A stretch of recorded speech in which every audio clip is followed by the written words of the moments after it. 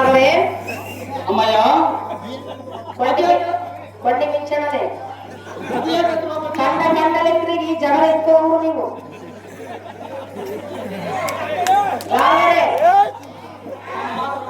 ನಿಮ್ಮ ಮಾತು ಕೇಳಿ ಕಮಲಾವತಿಗೆ ಹೋಗಿ ನಾನು ಕಮಲಾವತಿಯ ಕೈಯಲ್ಲಿ ಅವಮಾನರಾದೆನು. ಅದೇ ಕನ್ಯೆ ದೊರೆಯಲಿಲ್ಲ. ಕಮಲಾವತಿಯನ್ನು ಕರಟುವುದು ಹೊರ ಹಾಕಿದರು.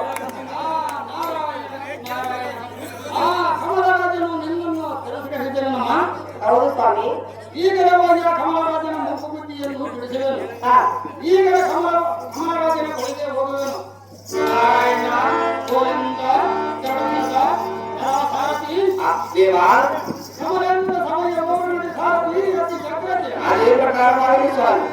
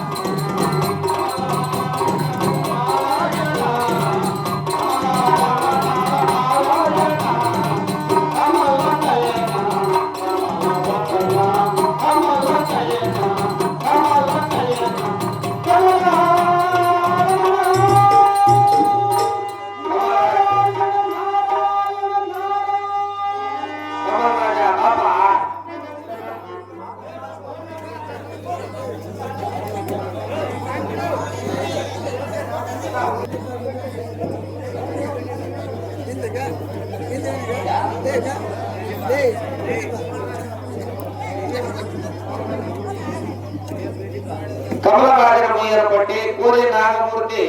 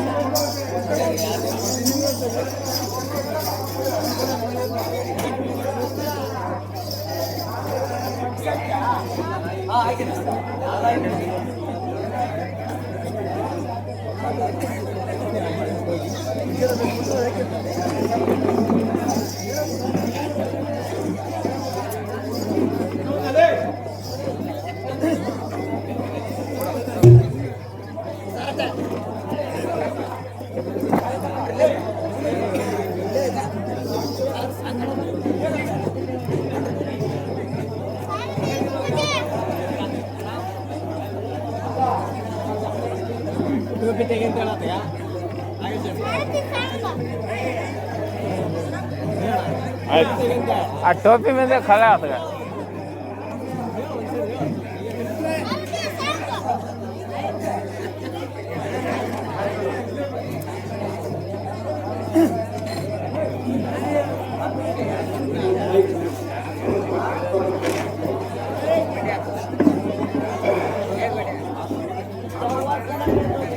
ಗುರುತಿನ ಈರಣ್ಣನವರು ನಮ್ಮ ಹಾರ್ಮೋನಿಯಂ ಮಾಸ್ಟರ್ ಆದಂತ ರಾಮಜನಿ ಸಾರ್ ಅವರಿಗೆ 100 ರೂಪಾಯಿ ಕೊಟ್ಟಿರುತ್ತಾರೆ.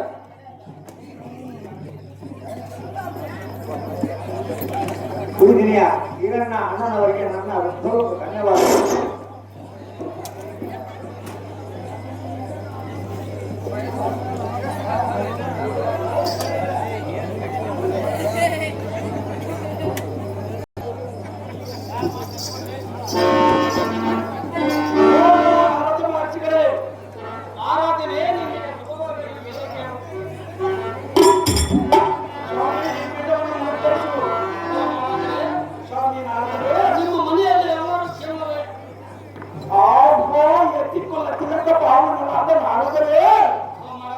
ನಮ್ಮ ಅಂತಃಕರಣದಿಂದ ಸರ್ವೂ ಸುಖದಿಂದವರು ತಾವು ತಾವ ದೇಶದಿಂದ ಬರೋಣವಾಯಿತು, ತಾವ ದೇಶಕ್ಕೆ ಸಂಚಾರ ಮಾಡಿ ಹೋಗಿದ್ದೀರಿ. ಯಾವ ಲೋಕದಲ್ಲಿ ಏನೇನು ಹೊಸ ವರ್ತಮಾನ ಜರುಗಿತು ಅದನ್ನೆಲ್ಲ ಚೆನ್ನಾಗಿ ತಿಳಿಸಬೇಕು. ಸ್ವಾಮಿ ನಾರದರೆ ಯಾತಕ್ಕೆಂದರೆ ತಮ್ಮ ಮೊಮ್ಮಗಳಾದ ರತಿ ದೇವಿಯ ಲಗ್ನ ಮಾಡಬೇಕೆಂದು ದೇಶ ದೇಶಗಳಿಗೆ ಚಿತ್ರಪಟಗಳನ್ನು ಕಳುಹಿಸಿಕೊಟ್ಟಿರುವೆ. ನೀವು ಸಂಚಾರ ಮಾಡಿ ಬಂದ ದೇಶದಲ್ಲಿ ಈ ಸಂಗತಿ ಏನಾದರೂ ತಿಳಿಯುತ್ತದೆ ಅದನ್ನೆಲ್ಲ ಚೆನ್ನಾಗಿ ತಿಳಿಸಬೇಕೆಂದು ಬೇಡಿಕೊಳ್ಳುವ ಬ್ರಹ್ಮಾನಂದನ ಆರೋಗ್ಯ ಪಾದಗಳಿಗೆ ಆರಾಧನೆ ಸ್ವಾಮಿ. ಆದರೆ ಹೇಳಿದನು ಚೆನ್ನಾಗಿ ಕೇಳು.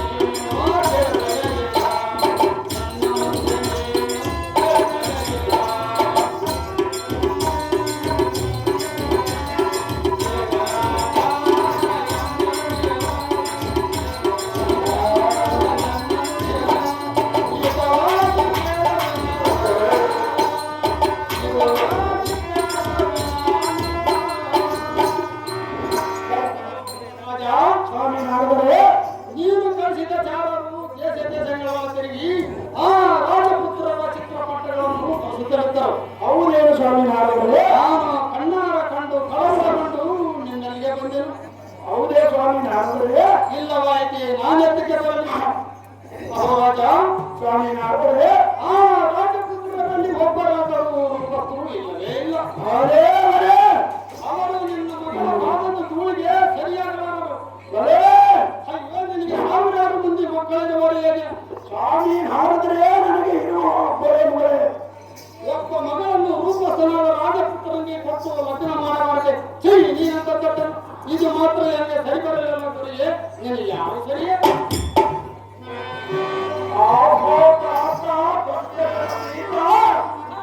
ಬಡವನಿಗೆ ಭಾಗ್ಯ ದೊರೆತಂತೆ ಕಂಡು ಬಂದಂತೆ ತಮ್ಮ ಮಾತಿನ ಅಭಿಪ್ರಾಯ ಎನ್ನ ಮನಸ್ಸಿಗೆ ಬಂದಿತು.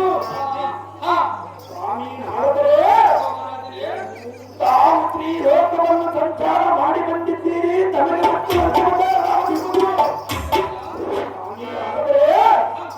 ತಮ್ಮ ಮೊಮ್ಮಗಳಾದ ರತಿ ದೇವಿಯ ಲಗ್ನ ಮಾಡುವಾಗ ತಮ್ಮದು ಅಕ್ಕವನ್ನು ಹೇಗಿರಬೇಕೆಂದರೆ ವಿದ್ಯ ಭಕ್ತಿಯಲ್ಲಿ ವಿಷಯಕಾರಣವಾಗಬೇಕು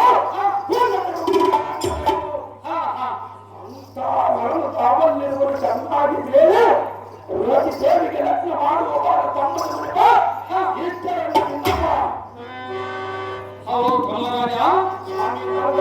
ಇದು ಅಲ್ಲದೆ ಮತ್ತೆ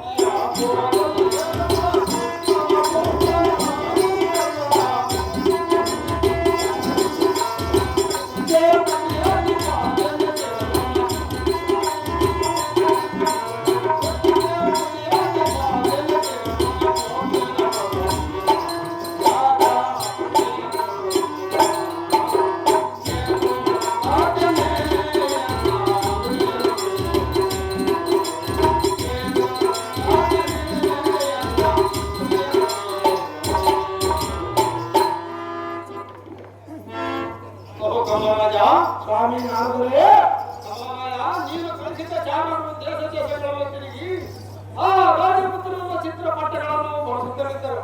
ಹೌದೇ ಸ್ವಾಮಿ ನಾರದರೆ ನಾನು ಕಣ್ಣಾರ ಕಂಡು ಕಳವಳಗೊಂಡು ನಿನ್ನಲ್ಲಿಗೆ ಬಂದೆನು. ಹೌದೇ ಸ್ವಾಮಿ ನಾರದರೆ ನಾನೆತ್ತಕ್ಕೆ ಬರಲಿ? ಇದ್ದರೂ ಇರಬಹುದು ಸ್ವಾಮಿ ನಾರದರೆ. ರಾಜಪುತ್ರನಿಗೆ ಕೊಟ್ಟು ವಚನ ಮಾಡುವವರಿಗೆ ದೊರೆಯೇ ನೀವು ಯಾವ ಸರಿಯ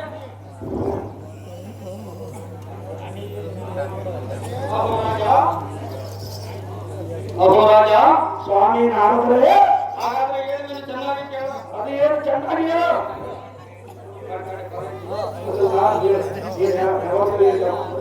ಅಹೋರಾಜ ಸ್ವಾಮಿ ನಾರದರೆ ದ್ವಾರಕವತಿಯಲ್ಲಿ ಶ್ರೀಕೃಷ್ಣನ ಮಗನಾದ ಮೊಮ್ಮಕ್ಕನು ಅದು ಯಾವ ವರ್ಷದವನು? ಸುದ್ದಿಯನ್ನು ಎತ್ತಬೇಡ ಸ್ವಾಮಿ ನಾರದರೆ. ಬುದ್ಧಿಯಲ್ಲಿ ಹುಷಾರವಾದವನು. ಆ ಹುಡುಗನ ರೂಪವನ್ನು ವರ್ಣಿಸಲಿಕ್ಕೆ ಆದಿಶೇಷನಿಗೆ ಅವಕಾಶವಾಗುವುದ? ಆ ಹನುಮಂತನಿಗೆ ನಿನ್ನ ಮಗಳನ್ನು ಕೊಟ್ಟು ವಚನ ಮಾಡಿಕೊಡುವ ರಾಜಾಜ್ಞೆ ಕಂಡ ಇದು ಪರಮ ಪುಣ್ಯ. ಹಾಗೆ ಬುದ್ಧಿ ಶೂನ್ಯರಾದ ನಾರದರೆ ನಿಮಗೆ ದಿಢೀರನ್ನು ಮರಗಟ್ಟ ಬೆಳೆದ ಅಕ್ಷರಕ್ಕೆ ನೀನು ಯಾವ ದೊಡ್ಡ ಮನೆಯ ಮಗನಿಲ್ಲ. ಏ ಸ್ವಾಮಿ ನಾರದರೆ ಮಹಾರಾಜನೇ, ಅವರಿಗೆ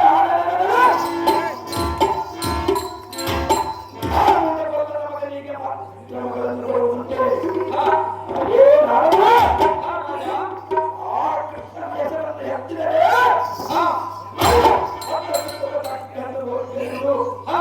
ನೀವು ಸಹಸ್ರೋಪತಿ ಮಾತನ್ನು ನಡೆಸಿಕೊಳ್ಳಲಿಕ್ಕೆ ಬಂದಂತೆ ತೋರುತ್ತದೆ. ಸ್ವಾಮಿ ನಾರದರೆ ಮಹಾರಾಜನೇ, ನಿಮ್ಮ ಮಾತಿಗೆ ಮರಳಾಗಲಿಕ್ಕೆ ಅದೇ ನಾರದರೆ ಚಕ್ರವರ್ತಿ ನೀವು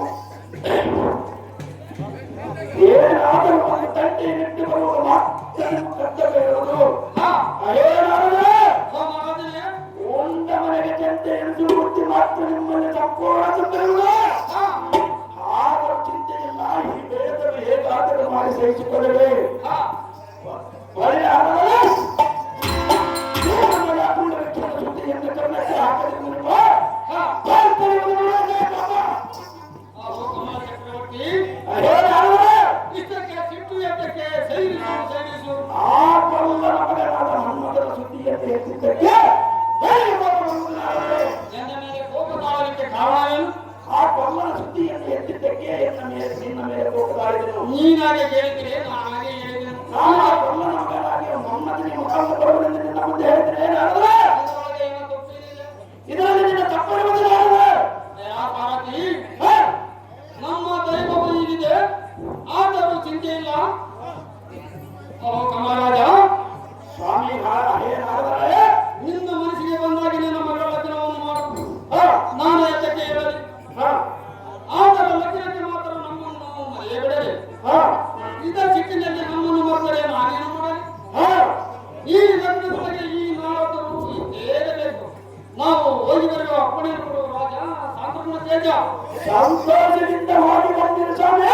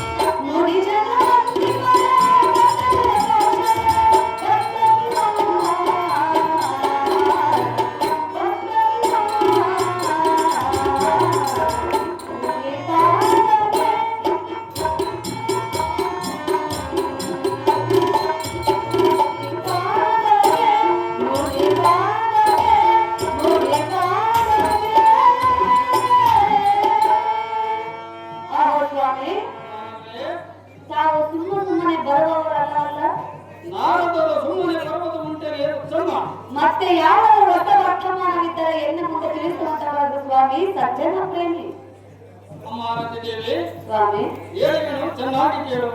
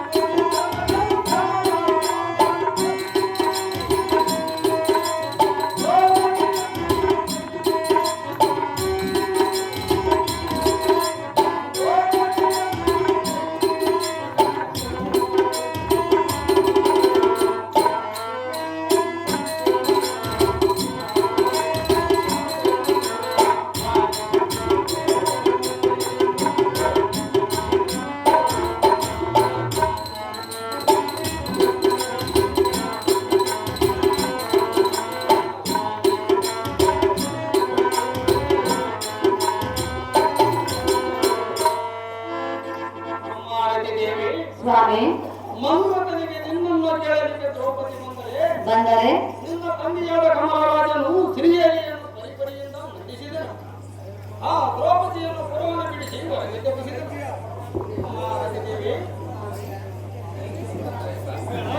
ಅಮರದೇವಿ ಇನ್ನು ಮೇಲೆ ಆ ಮನ್ಮಥನ ಆಸೆ ಗಂಡನನ್ನು ಮರ್ತು ಬಿಡು ಮಗಳೇ, ಮರ್ತು ಬಿಡು. ಎಲ್ಲಕ್ಕಿಂತ ಒಬ್ಬ ರಾಜಪುತ್ರನಿಗೆ ಹೆಂಡತಿಯಾಗಿ ಕಾಣಲು ನಿನ್ನ ಹೃದಯವಿದೆ. ದಾರು ಮಾಡುವುದೇನು ಅಮ್ಮಯ್ಯ? ಆ ಮನ್ಮಥನ ಆಸೆಯನ್ನು ಬಿಟ್ಟು ಬಿಡು ಮಗಳೇ, ನನಗೆ ಅಪ್ಪಣೆಯನ್ನು ಕೊಡುವುದಿಲ್ಲ. ಸ್ವಾಮಿ ಅಮ್ಮಯ್ಯ ತಾವು ಬಂದ ಕೆಲಸ ಮುಗಿಯಿತಲ್ಲ, ಹೋಗಮ್ಮ. ತಾವಿನ್ನು ಧಾರಾಳವಾಗಿ ಹೋಗಬಹುದು.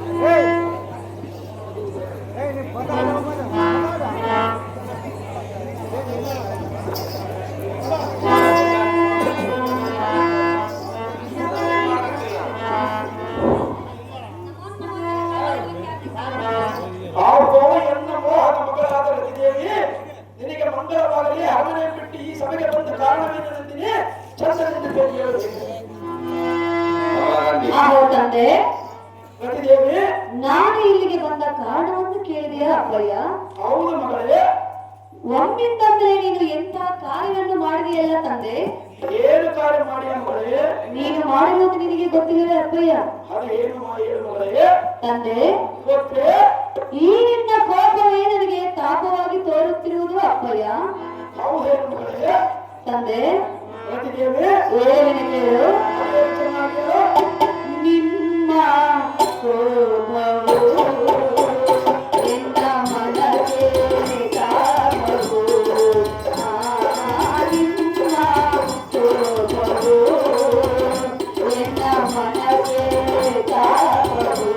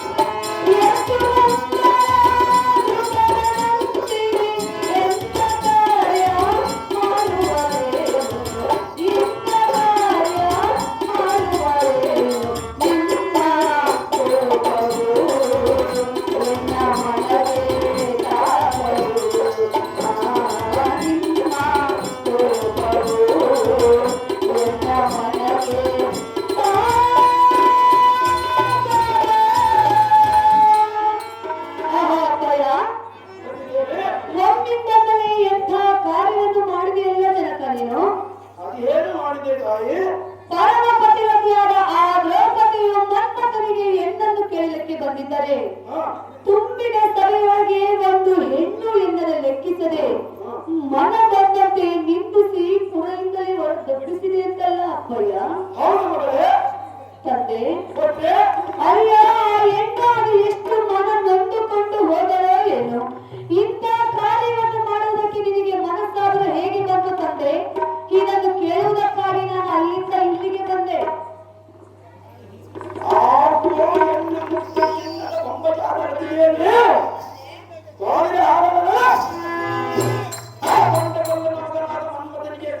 ಮಗಳನ್ನು ಕೊಡು ಎಂದು ಕೇಳಲು ಆ ಮನ್ಮಥನಿಗೆ ಕೊಡುತ್ತಿಯಲ್ಲಿ ಇಷ್ಟವಿಲ್ಲ.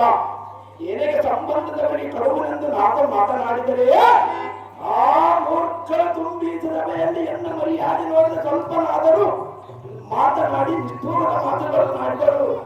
ಈ ಸಭೆಯಲ್ಲಿ ರಂಭಾರುಡಿ ಮಾಡಿ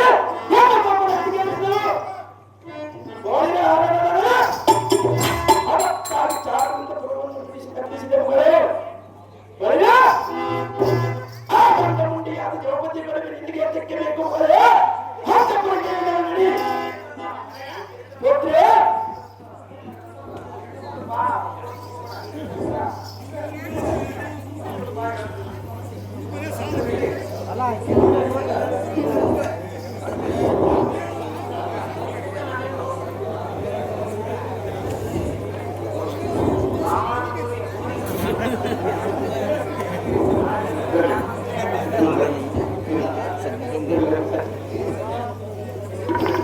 ಆಹೋ ಅಪ್ಪಯ್ಯ, ಪುತ್ರೆ ಹಿಂದಕ್ಕೆ ನೀನು ನನಗೆ ಮಾತು ಕೊಟ್ಟು ಮರೆತಿರುವೆಯಾ ತಂದೆ?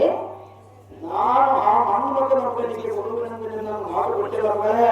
ಮನ್ಮಥನೇ ಎನ್ನ ಪತಿ ಎಂದು ನಾನು ನನ್ನ ಮನದಲ್ಲಿ ನಿರ್ಧಾರ ಮಾಡಿಕೊಂಡಿರುವೆನು ಅಪ್ಪಯ್ಯ. ಹೇಳುವೆನು ಕೇಳು. ಮನ್ಮಥನೇ ಎನ್ನ ಪ್ರೀತಿಯ ಪತಿಯು ಅನ್ಯ ಪುರುಷರು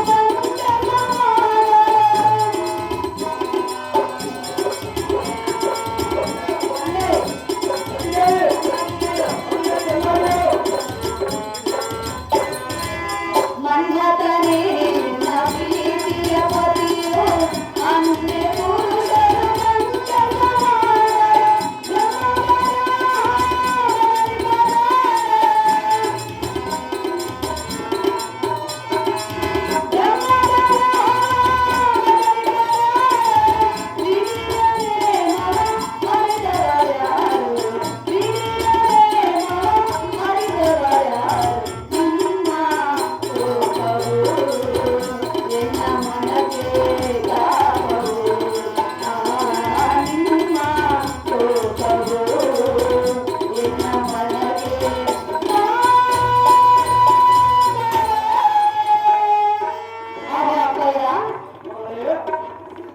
ಮನ್ಮಥನೇ ಎನ್ನ ಪತಿ ಎಂದು ನಾನು ಈಗಾಗಲೇ ಎನ್ನ ಮನದಲ್ಲಿ ನಿರ್ಧಾರ ಮಾಡಿಕೊಂಡಿರುವೆ. ಮನ್ಮಥನನ್ನು ಹೊರತು ಇನ್ನ ಉಳಿದ ಪುರುಷರೆಲ್ಲರೂ ನಿನ್ನಂತೆ ತಂದೆ ಸಮಾನರೆಂದು ಭಾವಿಸಿಕೊಂಡಿರುವೆನು ಅಪ್ಪಯ್ಯ. ಈಗ ನಿನ್ನ ಹಠವನ್ನು ಬಿಟ್ಟು ನನ್ನನ್ನು ಮನ್ಮಥನಿಗೆ ಕೊಟ್ಟು ಲಗ್ನವನ್ನು ಮಾಡಿದ ಜಗದ್ವಿಖ್ಯಾತಿ ಕಾಂತಿ ಕನಕ. ಆ ಎಂದು ಮುಟ್ಟು ಮೋಹದ ಮನರಾದ ಶ್ರೀದೇವಿ ಬಾಳಿನ ಹಣಗಳ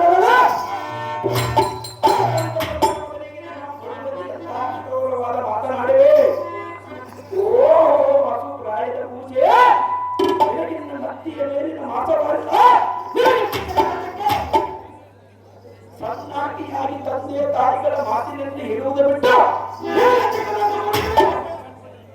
ಈ ಬೋಧನೆಯೊಂದಿಗೆ ದಾರಿ ಕೇಳಿದರು.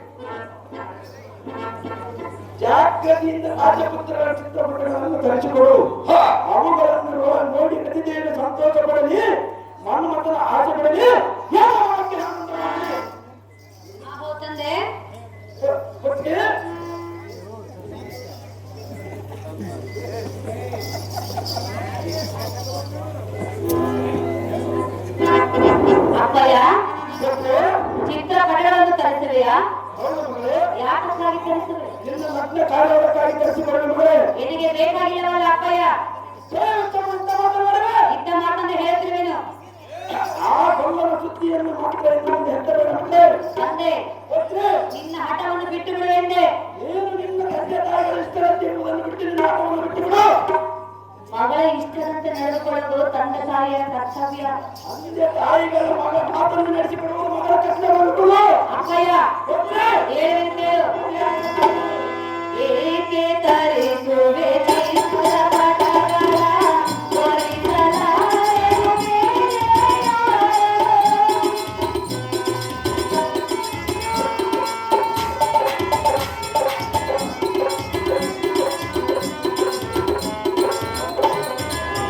ಏಕೆ ತರಿಸುವೆ ನೀನು ಪಟಗಳನ್ನು ಒಲಿಸಲಾರೆ ಬೇರೆಯ? ಎಂತ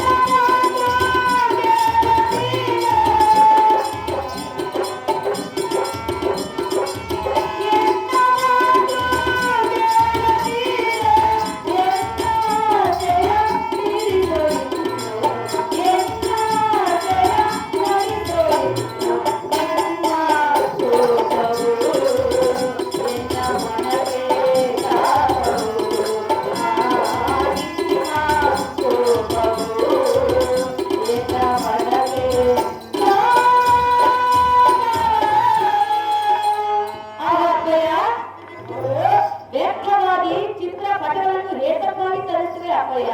ನಿನ್ನ ಲಕ್ಷಣ ಕಾರ್ಯ ಮಾಡುವುದಕ್ಕಾಗಿ ಮಗಳೇ. ನಿನಗೆ ಬೇಕಾಗಿಲ್ಲವಲ್ಲ ನಾನು ಏತಕ್ಕೆ ಬೇಕಾಗಿಲ್ಲ? ತಂದೆ. ತಂದೆ ಮಾತಿನಂತೆ ಮಗಳು ಕೇಳಬೇಕು. ಮನ್ಮಥನೇ ಎನ್ನ ಪತಿಯೆಂದು ಬ್ರಹ್ಮಲಿಖಿತವು ಬರೆದಾಗಿರುವುದು. ಅದನ್ನು ತಪ್ಪಿಸಲು ಯಾರಿಂದಲೂ ಸಾಧ್ಯವಿಲ್ಲ. ಜಗದಕ್ಕೆ ಅತಿ ಕಾಂತಿ ಕನಕ. ಮಾರುತಿ ದೇವಿ ನಿನಗೆ ಸರಿಯಾಗಿ ಮಾತನಾಡಲಿಕ್ಕೆ ಬರುವುದಿಲ್ಲ.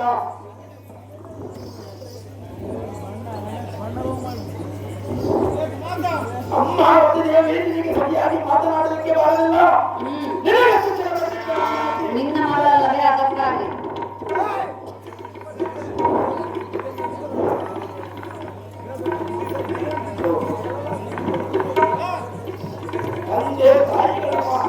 ತಂದೆ ತಾಯಿಗಳ ಮಾತಿನಂತೆ ಹೇಳುವುದು. ತಂದೆ ತಾಯಿಗಳ ಬೇಡವನ್ನು ನಿನಗೆಷ್ಟು ತಿಳಿದಿತ್ತು?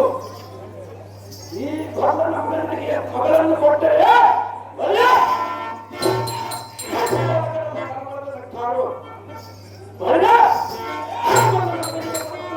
ಕೊಡುವುದು ನಡೆಯಬೇಕ.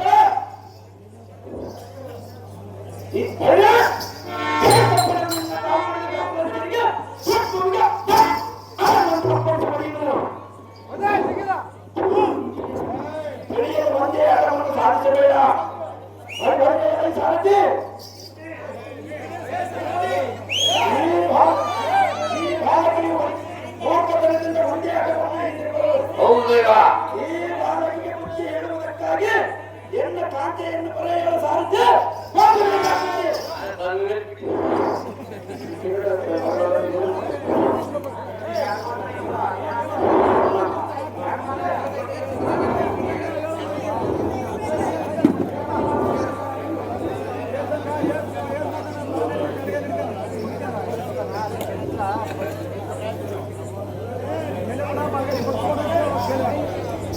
ಮಾತಾ ಕಾಂತೆ ನನ್ನ ಕರೆಸಿದ ಕಾರಣವೇನು? ಅರೇ ಕಾಂತೆ, ಮಾತಾ ಈ ನಂದಿನಿಯು ಆ ಕುಲಗೇಡಿ ಕೃಷ್ಣನ ಮಗನನ್ನು ಬಿಟ್ಟು ಮಗನಾದ ಮನ್ಮಥನ ಬಿಟ್ಟು ಹನ್ನೆರಡನ್ನು ಲಗ್ನವಾಗುವುದಿಲ್ಲ ಒಂದು ಒಂದೇ ಹಠವನ್ನು ಹಿಡಿದಿರುವಳು. ಈ ಬಾಲಕಿಗೆ ನೀನಾದರೂ ಬುದ್ಧಿ ಕೇಳಿ ನಿನ್ನ ಮಾತು ಕೇಳಿಯಾದರೂ ಆ ಮನ್ಮಥನ ಆಸೆಯನ್ನು ಬಿಡಲು ಕಾಂತೆ ನೀವಂತೆ. ನಿನ್ನ ಹೆಸರೆಂತ ಅಪ್ಪಯ್ಯ? ಅಮ್ಮ ಮಗಳೇ, ಜನನೇ ತಂದೆಯ ಮಾತನ್ನ ಮೇಲೆ ಮನ್ಮಥನೇ ನನ್ನ ಗಂಡನೆಂದು ಒಂದೇ ಹಠವನ್ನು ಏಕೆ ಹಿಡಿಯುವೆ? ತಂದೆಯ ಮಾತಿನಂತೆ ನಡೆದಪ್ಪ ಮಗಳೇ, ಮಾಡಮಡೆ ಮತ್ತೆ ಅವರೇ. ಅಮ್ಮ ಜನನೇ, ಅಮ್ಮ ಮಗಳೇ, ಮನ್ಮಥನೇ ಎನ್ನ ಪತಿ ಎಂದು ನಾನು ಈಗಾಗಲೇ ಎನ್ನ ಮನದಲ್ಲಿ ನಿರ್ಧಾರ ಮಾಡಿಕೊಂಡಿರುವೆನು ತಾಯಿ. ಪ್ರತಿ ಎತ್ತದಿರು ನಿನ್ನ ಬಾಯಿ. ಅಮ್ಮ ಮಗಳೇ, ತಾಯಿ ನಿನ್ನ ಧೈರ್ಯ ದೊಡ್ಡದು, ಇರಲೇಬೇಕು. ನಿನ್ನ ಕಾಲ ಬರೋವರೆಗೂ ನೀನು ಕಾಯಿ. ಯಾವಾಗ ಬರುವುದು? ಈಗ ಬರೋದು ನೋಡು. ಆತ ಕಾಂತೆ ಮಗಳಿಗೆ ಬುದ್ಧಿ ಹೇಳಿ ನೋಡಿದೆ. ಅದೇನು ಹೇಳಿದ ಕಾಂತೆ? ಏನು ಹೇಳಿರೋ ಗೊತ್ತೇ? ಅದೇನು ಹೇಳಿ ಚೆನ್ನಾಗಿ ಹೇಳ ಕಾಂತೆ.